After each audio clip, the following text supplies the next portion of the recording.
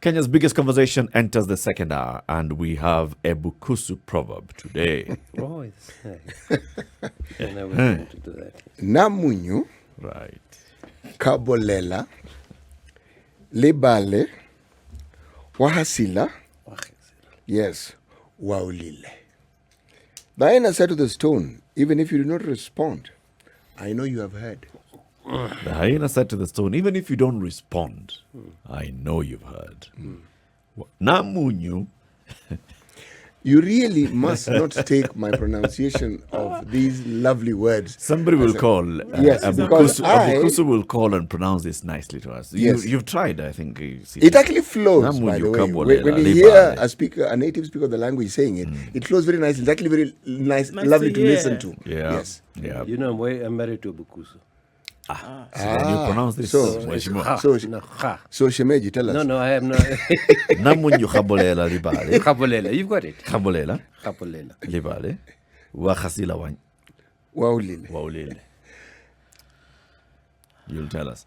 Mheshimiwa Shakeel Shabbir, the MP for Kisumu East, is in the Situation Room this morning. Good morning to you. Good morning. Good morning. It's good to have you on the show again. Thank you very much. And every time you contribute as well, when you call in and all, we appreciate that all the time. Karibu sana to the Situation Room. Good morning. Good morning, Andu. Karibu. City. Fine, thank you, my brother. It's good to have you here. Thank you. Parliament has been busy this week, Mheshimiwa. Feeling the heat from the people and shedding tears for the people. Talking about the rising cost of living, occasioned by the rising cost of fuel. And the rising cost of fuel is occasioned, of course, by heavy taxation. Taxes and levies that contribute a significant percentage of what we pay at the pump. Over 47-48% is basically going into taxes and levies. And this is where Parliament comes in. So Parliament for the last couple of days has been discussing this. The MP for Dagoretti North was coming to move a motion. So we say you can suspend all these laws and all. And then we have conversations where we ask ourselves, where did this rain start beating us? We take ourselves back into how did VAT get its way, find its way back into fuel, into petroleum. 8% instead of 16%, yes. But remember the time when there was that whole conversation about reintroduction of VAT. Some members of parliament were vocal against the reintroduction of VAT. Some members of parliament were vocal for the reintroduction of VAT and other such levies. The question we're asking ourselves today, is Parliament really playing its representation role well? Are members of Parliament playing their representation role well? Where do you start, Shakeel? Okay. Firstly, you see there are two elements of taxation. That's direct and indirect taxation. Yes. A taxation regime must be well thought out. It must be planned out for the next 5 years, 7 years. You cannot have knee-jerk actions, either in direct or indirect taxation. So what what our tax regime and we in Kenya are facing is knee-jerk. Things are bad, reduce the VAT on petrol. Things are good, or things are not so bad, or we need more money, increase it. I think there was that difference. The executive holds control on the issue of taxation, and that comes in by way of legislation. And so to say that the Parliament opposed or approved the taxation for, say, fuel is not entirely correct. The idea basically is that there should be a group of people who are looking at the economy in a long term. And that is what we've been fighting for. That plan should be said. Let's say including VAT on A, B, C, and D, and what are the immediate impact? What's the impact in 2 or 3 months? What's the impact in 1 year? How is it going to impact the poor? Is it a pro-poor? Is it pro-poor? Indirect taxation is never pro-poor. So, I've sat on the Finance Committee now for nearly 13 plus years. One of the things that has been very essential in our planning, or should have been an interaction between the executive, the taxman, executive, Yep. legislature. Of course, judiciary would come in to see whether there was legality. But there hasn't been. What happens is the executive sits in its treasury and wherever else, coming up with budget proposals, and then the executive with the head of the executive also has got his agenda. Yep. Or what we call the development that they intend to have. And then they say we need to spend so much. And then where are we going to get it from? Whereas we've always said, even the simplest economist, even at a village level with the home, our best economists are the women. They know we have 100 shillings or 200 shillings today, or we have 3,000 shillings for the whole month to do A, B, and C. And they know what they're going to do. Like my wife, she has a very good budget, dependent upon how much income we have. What is called progressive, what is called positive income, meaning that what we can predict Yeah. with 100%, 80%, 70%, etc. Yeah. So we say, look, and we're going to do A, B, and C. Our budget process has never, despite all our protestations, has never been based upon how much income we can get. It's always based upon how much we're going to spend, and then you go to the KRA and say, listen, raise this want you money. to raise this. And then when they can't raise the money, you tell them that you have not attained your target. Your target. However, you see, what is the target? What is the target in Africa? And what was it based on? Yes, exactly. Mheshimiwa, So they have to take the easy option. Mheshimiwa, I hear what you're saying, but my mind goes back to the time when President Kibaki, during his era, when he suspended all development projects Exactly. for a year. Yes. Would you then say that he at least understood and was putting into practice what you're saying we ought to do? But he's an economist. And I mean, you don't have to go. Let's go further back. And I remember Muthui telling me, when I've gone, you will remember me. And he told me that. Now, at the one time, President Muthui, the late, actually suspended all new projects, what were called, 90% of them, he suspended them. Because the World Bank had cut us out, right? Yep. And we survived. So do you know that we have something like 3,700 plus stalled projects? Yep. Of those 3,700, maybe 600 only are somewhere in any level. So the point that we are saying is this, as you well said. We've talked about zero-based budgeting every 5 years, every 3 years. What we are having is incremental budget, but it's not budgeting on spending, not budgeting on what we are recovering. So when we are not recovering, and you're going to the KRA, KRA will choose the easiest way out. Minimum What is tax. the easiest? And I will come to minimum tax myself, because I objected about that. We feel that the minimum the VAT is the easiest way. Why? Petrol, cigarettes, beer, and what? consumption. Okay, yes, it's consumption. Yeah, we follow the Western circuits, but remember the Western consumers are higher placed. We've got what we call poverty. These are not pro-poor. So if you are going now to Kibuye, one of my slum areas, and she's paying VAT on petrol, of course, on kerosene. You should have no VAT on kerosene, for argument's sake. So the Kenya Revenue Authority, I've been there a number of times over the last 12, 13 years. I've found some remarkable changes in the way they look forward to things. And if you go to do your returns nowadays, you find they're actually quite well with it. And then now they're looking for new ways of taxation. Like they're coming to you and saying, listen, you have property, we want 10% of, why don't you give us 10% of your rental income and we'll not ask you any questions. Yeah. Then after about 25 years, they come and ask you the same questions. They said they don't want to ask you. So I think, as we said, the idea of spending first and then recovering later is the point. So then where is the finance? Where are we as the finance and budget Yes. committee lacking? Right. You see, the budget process is long. And what Kenya has, sometimes we don't accentuate our positives. Well, I have been to many countries, Philippines and other more even advanced countries, and they ask us about, tell me about your parliamentary budget office. Yes, we have what we call a parliamentary budget office that do alternative scenarios. They will go through and you will tell them that, listen, what if we did not do A, B, and C? What if we did not put tax on VAT, increase the tax on VAT on petrol? They will give you an alternative budget. That is what the opposition used to want to have to do. My dear friend, Honorable Billy Caro, he was an economist, he was an accountant. These are the people that should be doing these things. But we have a parliamentary budget office that does this and does the parliamentary forecasting and budget oversight and all.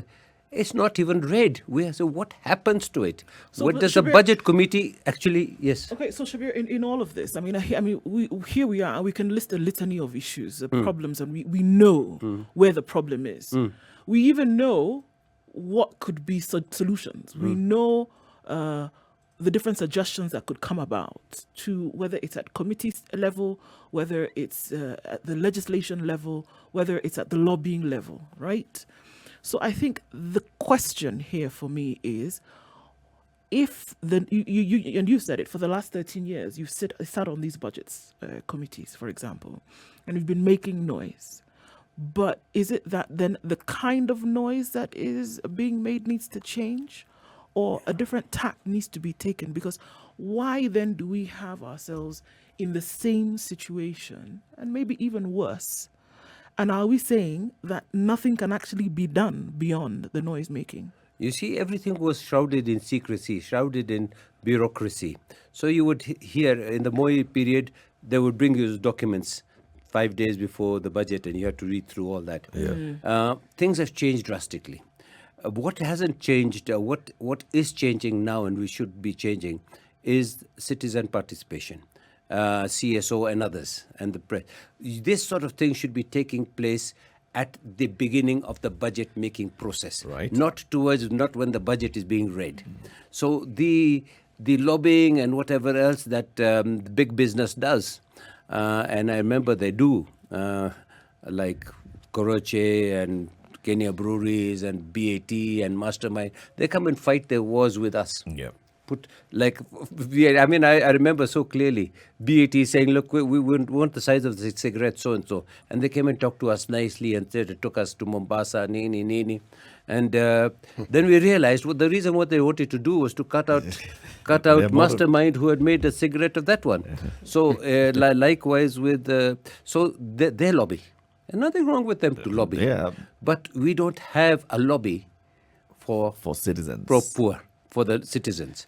Only right now is that sort of lobby, like the National Taxpayers Association and others, actually starting to find root. So we've had meetings with them, we meaning APNAC, the African Parliamentarians Against Corruption, and the Caucus on Economy.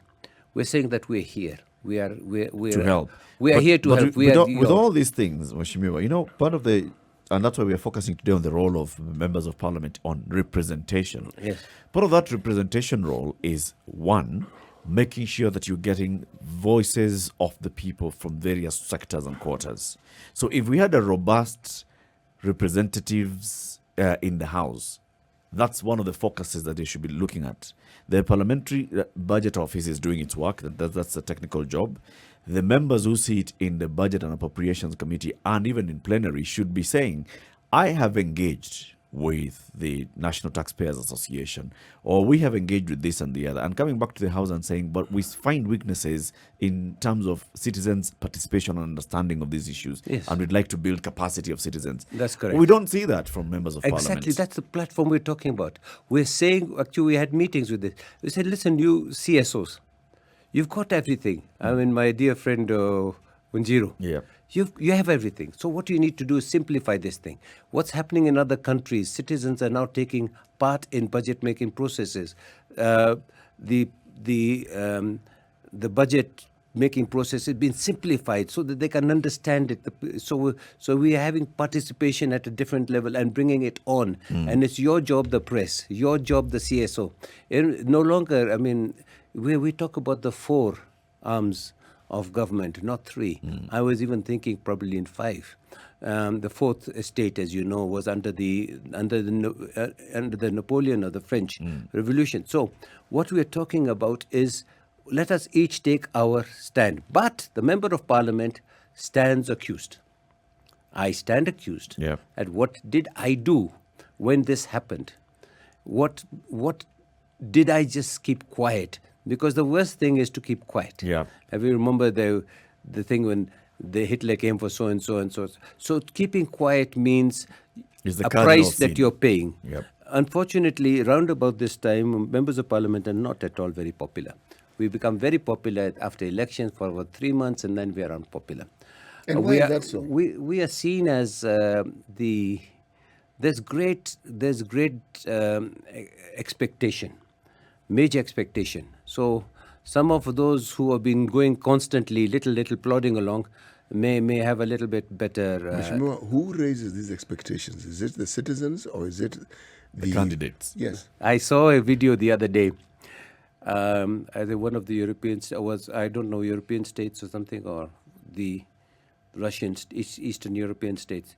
There's a guy who was being taken around on the river. I don't know whether you saw this. And he had promised a bridge 3 times. And he was walking that, they were taking him around nicely, like the way they take, Mheshimiwa, we want this. When he got to that bridge, he said, no, they threw him in. He came in to the water. promise to do the same That's bridge right. again. They threw him in. Threw him So I into the think what's happening is expectations of the voters from the members of parliament are ripe.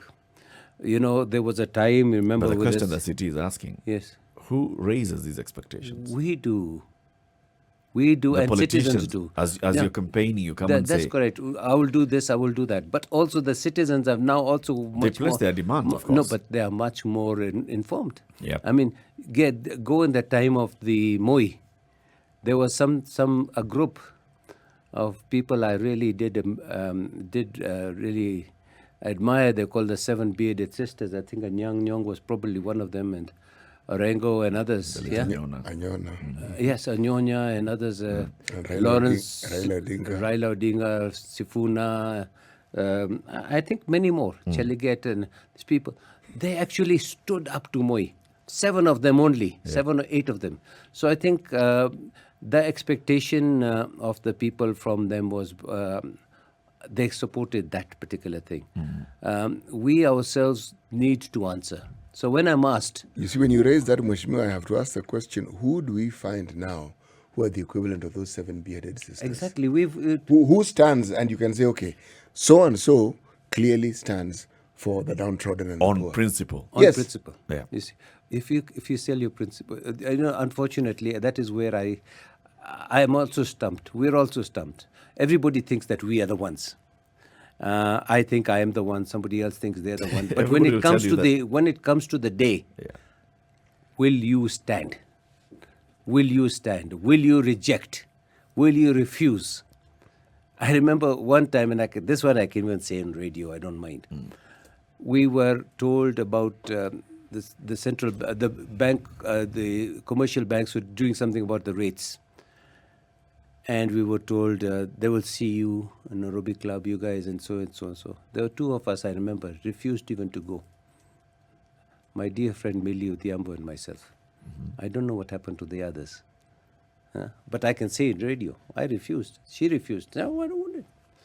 There's a price to pay. Yeah. And I think the price to pay must come to you. Somewhere along your line, you must be able to live with yourself. To stand by what is right. Now, let's look back. Yesterday, when And we were so having a the conversation, citizens must keep asking you, ulifai nini?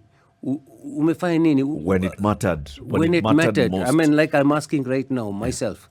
I'm asking this governor, No, the let's, lady. let's ask Yeah. you, what did you do when it mattered most?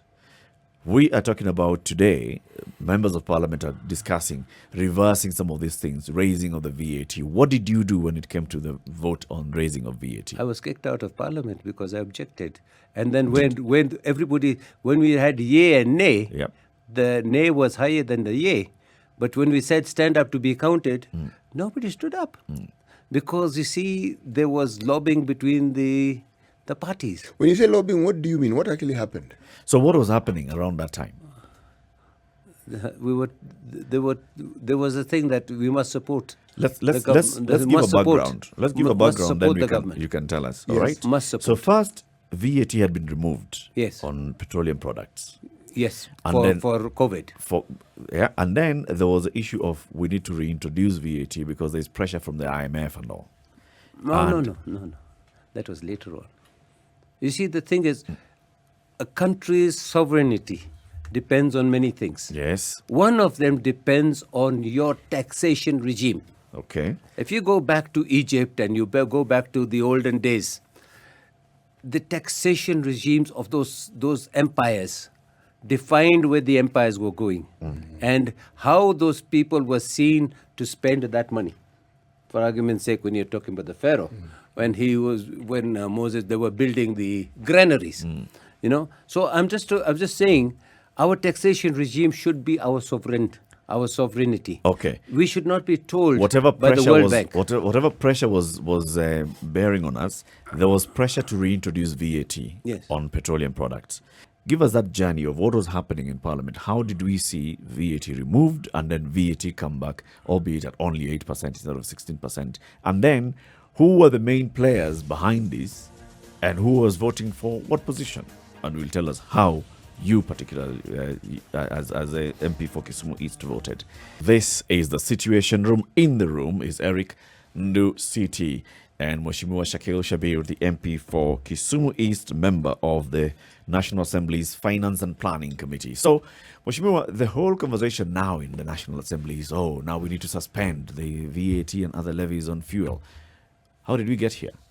Well, the Parliament has no authority or no power to suspend taxation. I'll explain to you the taxation regime. Yeah. So, like our speaker has said to everybody, you can't do it.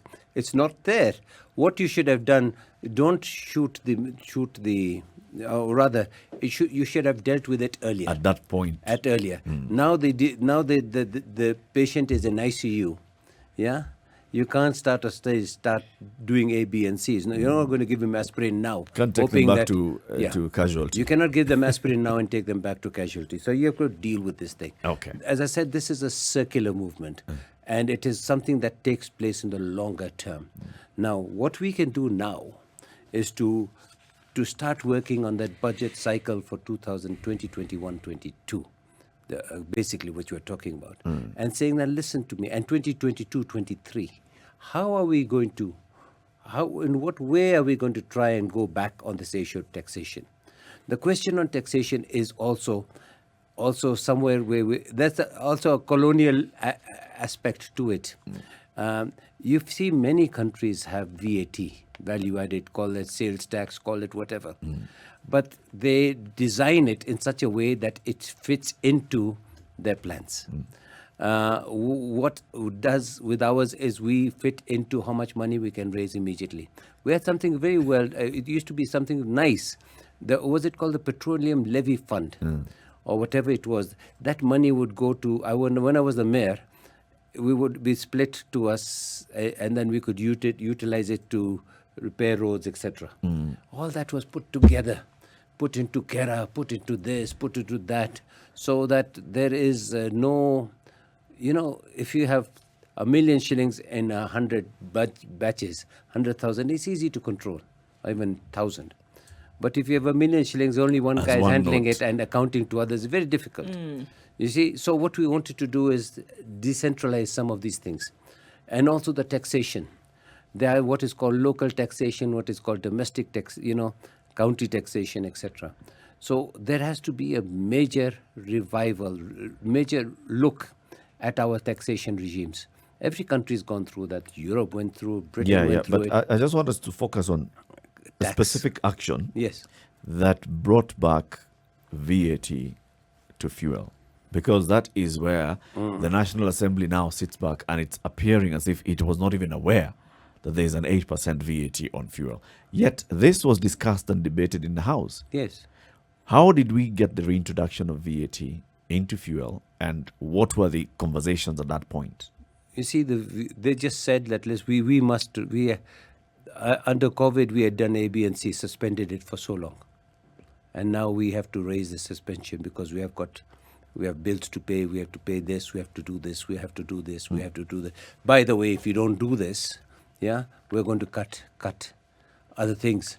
And instead of saying we're going to cut development, but this is the Treasury. This was in 2018. The Treasury, the executive. It was even before. Yes. It was before COVID. Yes. In 2018, when the matter was being brought to the House, and that's the time when Aden Duale was the leader of the majority in the House. Is that the time when you were kicked out for this, or was it a different time? No, 18 and 20 and 19. Around about the December period, for some reason, they don't like me. When you're having these conversations, VAT is going to be reintroduced, and we're saying let's bring it back at 8%. Did members of Parliament sit back and understand the implication of reintroducing VAT onto fuel and what it will do to the cost of fuel? Did they understand? Do you remember that is the time that we were taking Eurobond and these loans? And when you're taking a loan, you have to show how much is your potential income. When you go to the bank and say this is what happened. So, 2018, there was a proposal. It came to the Finance Committee. I was sitting on the Finance Committee, and they said, listen, we've been losing so much every month on fuel. And we cannot afford to continue losing so much. This is stopgap. We want to do A, B, C, and D. So that made sense if you're going to do that. But it had to be together with others. But there was a question as to what sort of fuel were you going to raise it on.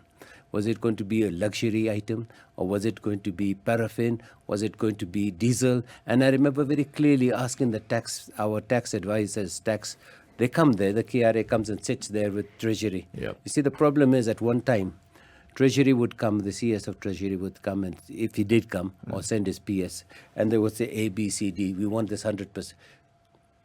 We want you to approve everything. That is the normal way. And how can we get you to approve everything? I mean, I won't say this on the radio, I will say it in Parliament if necessary. So if they come, and that's their job, that's the Treasury's job. He says, listen, it's a negotiation. This is what we need, and we want all of it approved. How can you work in it? Then we call that, let's say, the revenue authorities. How do you want to do this? They come up and they say, this is scenario 1, scenario 2, scenario 3. So some of us may agree, some of us may not agree. And they say, listen, if you are not able to do so, our CDF is going to be the first one to be hit. And you tell the MPs, CDF is hit and your tax, and you haven't been paid your salary for 3 months. So is it then, can we say that Parliament is coerced in a certain way? We have allowed ourselves. You see, there is this thing about a chicken. I saw it in some movie. It's a very strong chicken. What is it? This cockfighter. The champion. Yes. And there's this guy who sits there and it takes money in rolls and puts it on his neck. And the thing can't get up. And that's what it is. So are you saying, because you've used this word several times now, Mheshimiwa, allowed. So members of Parliament have allowed themselves to be coerced to behave in a certain way. They have right? Yes. We have been forced. We've been, yes. Allowed, and then there's forced, right? But here we are looking at, regardless of the situation, the promise has been to the people that you will be there representing them. So I am still looking at this particular issue. What is it? Because you talk about sovereignty of a nation, but there's also sovereignty of the individual who stands in a position of representation. That it really doesn't matter what it is that comes at you, that you are standing holding to a particular commitment that you made to the people. So whatever the case may be, there is the coercion that takes place. Why are we seeing then that so many, if what you're saying is the case, that so many people are falling to this coercion? You see, the representation seems to be thrown out the window. Well, the hand has 5 fingers. If one of the fingers is hurt, the whole hand is hurt, whole body is hurt. Let's put it this way. None of us are angels. None of us. I'm not an angel, nor is anybody else. We're all born with that thing. It is our upbringing and our way that we will deal with a particular aspect that is going to define your role in position of power or wherever you are. Mheshimiwa, Yes. So if you're taken hostage by a situation, you must decide how you're going to act. Where is it that you're going to draw the line? I'm sorry, beyond this, I'm not going. Pende use pende. you know, there's a French writer by the name of Émile Balzac, and there's something he said which I find very instructive in that situation. Traitors betray themselves. Yes, right. You see, when you say that there's a threat from the executive regarding CDF, can they actually remove CDF? You know, they can. It's not the removal of CDF. And I look at this lady. They'll delay disbursement. Is delayed disbursement. And I was Yes. yes. You see But they can't remove it. But you see, the question is delayed disbursement defines your CDF defines where you are right now. But delayed disbursement, if we delay it, like you cannot do A, B, and C. Mheshimiwa, I understand it, but the assertion here seems to be that Parliament is actually absolutely helpless. And I'm saying, no. Parliament can also hold the executive hostage because the executive knows that there are things that they cannot do. Yes, right. Without the approval. Yes, they Exactly. know this. This is why. So yes. what I'm actually asking is this supposed helplessness that members of Parliament keep presenting us with, that they are helpless. In my mind, is contrived. But why? Is it that members of Parliament are permanently broke and always looking for a handout? Is it that they have this great need to support whoever it is brought them into Parliament? Yes. Is it that they have no moral standing or no backbone? What is it? So it's so Exactly, easy to be, exactly. It's so easy to be coerced, and the very thing that you're supposed to be in Parliament doing that you're not able to do because somebody has threatened to do something which by law they cannot actually do, and then because of that, we then see what looks like, a lily-livered attempt at representation, and it doesn't happen. And it gets to the point, I must be honest, Mheshimiwa, that people are constantly looking at everybody at this point and saying, why is it so then easy for you to fall to this coercion? Yes. How is it so And easy? then when you ask the question, we're told, you people elect us. We represent you. Yes. So And we're saying, okay. So that's the level at which we're discussing this matter. We went to China to ask about the corruption and the levels, and also representation and how people represent their people. One story was told that we built the Great Wall of China. And in the first 10 years of completion of the Great Wall of China, we were invaded something like 6 times.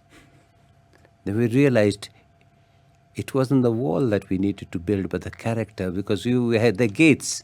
If we build the wall, they can't jump over, but the gates can be opened by the gatekeepers for a little bit of money. So there is a situation here. Are we as the gatekeepers opening the gates and allowing in? So there's a question of our integrity. There's a question of our ethics. The question of basis on what? Who is questioning me? Who is questioning me? Yeah. When I go back to my constituency, do people say we're going to throw you in the bin? I would be scared like hell if I went supported something here and went back and to talk to our people and they told us, go to hell, we don't want to talk to you. Go away. If we went to a funeral and I was told this and this 8% VAT, will you find any? What about the bread? You didn't do anything. We don't want to talk to you. We're going to throw you out. We would be lined up very well.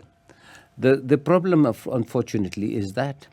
And I think what it is, the executive, is taken Parliament for hostage. Moi took Parliament for hostage, but there were a few people who fought out.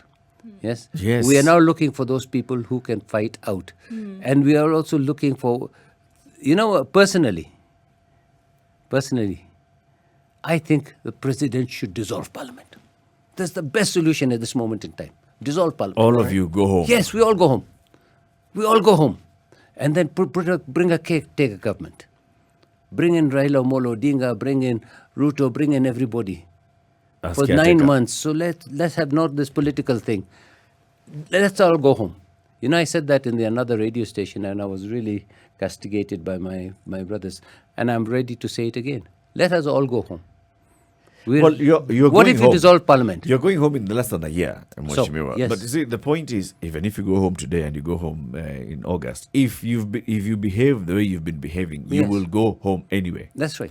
Some of your constituents are also tweeting, and I think maybe you can respond to some of them. Christine Dimba says, I come from Kisumu East. I have never seen or heard of him since he took charge. We need fresh minds and serious leaders in Kisumu East. Maybe she's Joe not in says, I Kisumu come East." from Kajulu, a very rich geographic location, and we are doing our best to make ends meet. However, observably, there is very limited economic growth and development. We are depressed. You know, that particular part of that Kajulu. county, most of that land has been sold by the natives of that land Yes. because it's become part of the city. Yes. So if somebody and I'm using the word native here to mean somebody who originally came from there, many of them are staring at poverty because you sell your land, you get the money, what do you do with it? Actually, I want to say in Kajulu, Yeah. is the only other part of this country until recently that had a cement road other than Bagati. Okay, concrete road. not all the way, but I was doing 1 kilometer at a time. So I don't know which Kajulu that gentleman is staying in, but there's a cement road that goes, and the first time they brought power there in 2008, they'd never seen light. So these are things that, of course, I'm not saying I did it, but we're saying, yes, the development is coming. But you said they sold land at peanuts, and now the same land they sold for 100,000 shillings per acre is being sold for 5 million, 7 million an acre. So I think that is that's a different story. But Mheshimiwa, as a politician, there will be people who also want Oh, yeah. to unseat you, Yes, yes. and they'll have their supporters. And to expect that the people who come from there will speak well of you, that, my friend, is... High cream. No, yes. no, I would never expect that. In fact, when you have people speaking thus, it's a good thing. Well, Shimon, I have to ask you. A lot of times, when we take jabs at members of parliament, government, etc., and then we hear a lot of explanations. Tax, there's documentation, things for representation, etc. But for me, the very heart of the matter, especially when you're dealing with representation from members of parliament, is the pulse of the people, the pulse of the country. That's right. At that point, we on the other side of the divide can look and say we really don't feel like anything is going on. But I must ask, from the minds of legislators today, does it bear impact as you go about doing your job of representation, of oversight, of legislation? Does it matter the impact or non-impact that it has on the country when we hear things like coercion, when we hear things like our hands are tied, when we hear things like we've been captured? Does it resonate in the minds of lawmakers that the people that you should be representing are actually not satisfied? Does it mean anything, or is it just a game? Wangari Muthui said that hummingbird, we're doing the best that I can. So I talk about myself. I have many, many flaws. But when it comes to what is required, I think I try and do the little that I can, hoping that others will do what they can. And that is our hope, to see that we do this. I'm now an old hand in Parliament, and I'm not saying that I'm going to be there for long. I may or may not. It is the citizens who will decide. But the pulse in my constituency is different. The pulse that I find in Manyata is different. The pulse that I find in Kondele, the heart of Hudi, is different. The pulse that I find in Kajulu on the hills is different. The one that I find in Kolwa in the Kanu plains is different. Our job is we are like what we call these chameleons. We have to go and change our colors to go and match that pulse. So when you're talking about a lady in Kolwa, and to her, VAT on petrol doesn't matter until she finds that the price of unga has gone up. Yeah. And then explain to her why the price of unga has gone up. And she says, you didn't do your job. You should have gone and stopped them. Yep. So that is what we are there for. We should be questioned. We should be able to be recalled. I have never seen anybody being recalled. Why? Because that recall clause was stopped. That Watered recall it clause down. watered down. The chapter 6 was sorted out. Government state officers allowed to do business with the state. We've been asking for that to be reviewed for a long time. When it comes to it, it is frustrated. No government officer wants not to do business with the state. That comes to KEMSA, that comes to so many other issues.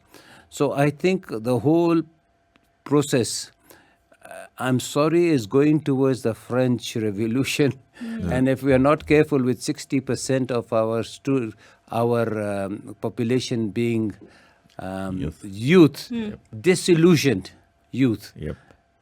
Tunisia is not far away. It isn't. And the French Revolution is not far away. Remember Marie Antoinette, when they asked for bread, she gave them cake. She lost her head. We, as members of parliament, we must remember that situation. When they're asking for bread, give them bread. What do you think that people should do? Honestly, in the situation which you also are not happy, and I'm sure that there are others that you can pick and say, I'm not happy with the situation. What we should have done as representing the people we've not been able to, not at least to the level that we ought to have. If you were on the other side, what would you say that the people of Kenya should do? I mean, you've given recommendations now, dissolve parliament, but from the side of the people for whom you're representing, what do you think they should do? If they feel that their member of parliament and their MCA, remember we have also our governors. Right. These guys are not doing the right thing. They should be recalled. Or else, I mean, sometimes I don't know what we can do. I think a revolution of mind, a revolution of action is necessary. An action required. Yes. I think so. And I think I think a good start would be dissolving parliament. It'd be a good start. I don't know. How many people would you say, as a percentage? I mean, we're speaking anecdotally here. Would you say have the capacity and have demonstrated the capacity to stand up for what they believe to be good? You never know until the situation occurs, and then we see who actually stands up. You never know who's going to stand up at that time. And how are you going to be shouted down and whatever? But there are people who stand up. There are. It would be presumptuous of me to start naming A, B, and C. Yes. Yes. That's why I asked for a percentage. A number. Even if you're at 10%, it's a big thing. Even What if do you're you at say? 10%. I mean, you are chair of the parliamentary, Yes. Africa Parliamentary They are Parliamentarians against corruption. Against corruption. Yes. And also you are an experienced member of this National Assembly. If you just look at the members of the National Assembly today, without naming names, would you say we have 10, 15, 20, What 30, about 20, 40? 25? Just about 25 who you say would stand their ground, are Yes. there representing their people 25, on 30 principle. at least. And 70%, who do they listen to?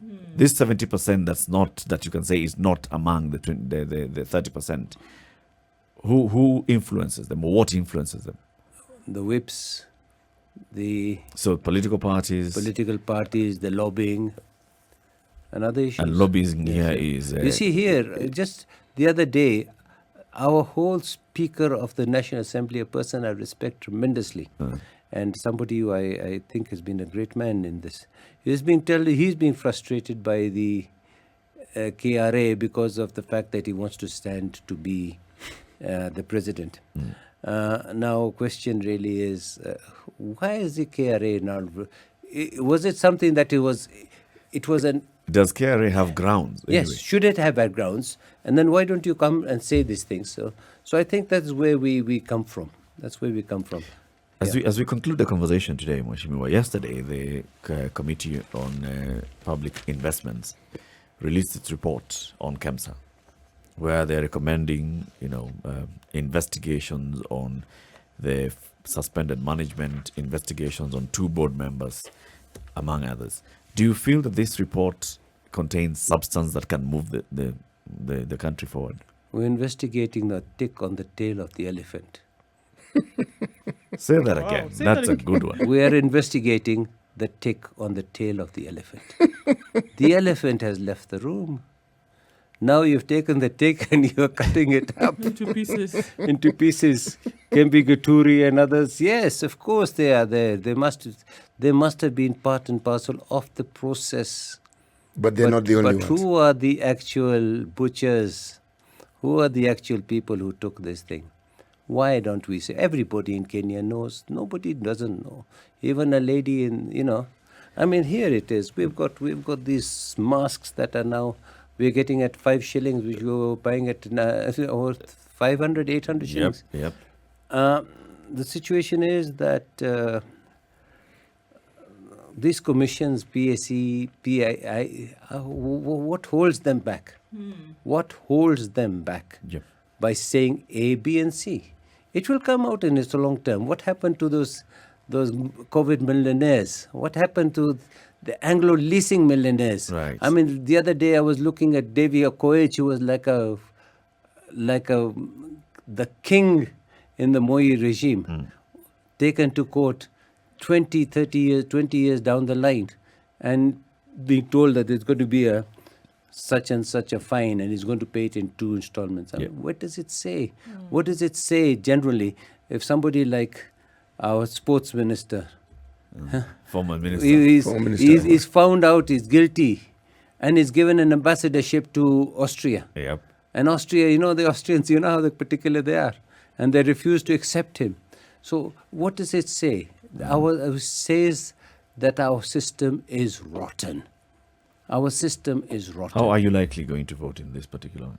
Me. Yeah. The KEMSA On the report. KEMSA thing. Yeah. I'm not going to accept that particular report. And Abdul Swamad is a very good friend of mine, and I spoke to him last night, and I said, listen, I've seen the report. I know the situation. I was chair of committee on local authority, and we looked at what was. I'm prepared to say that today. Looked at what we call the cemetery report, and that was only about 250, 300 million, and we refused to change the report. Good. And, Mheshimiwa, thank you very much for Can I joining say us. something on the minimum let taxation? Me read what Thomas is saying. Thomas says, Shakeel Shabbir Onyango is one of the best MPs in Kisumu County with regards to developments. However, the legislature is letting Kenyans down. Somebody says, kudos. Well, Onyango. as you said, I would rather listen to the ones who say we didn't do a good job. This is the Situation Room, the only way to start your day.